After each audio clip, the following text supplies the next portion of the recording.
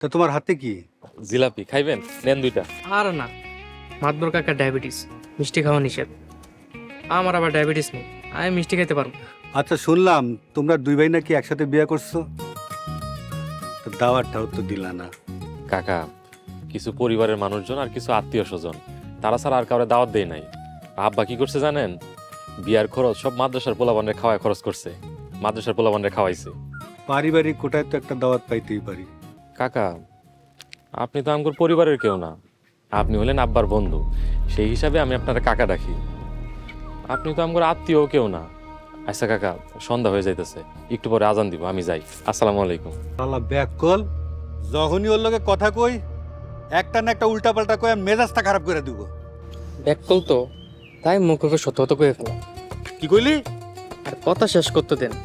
আস্তা ব্যাককল, মনটা চায় দুই গেলে দুটা কষা থাপ্পড় মারি।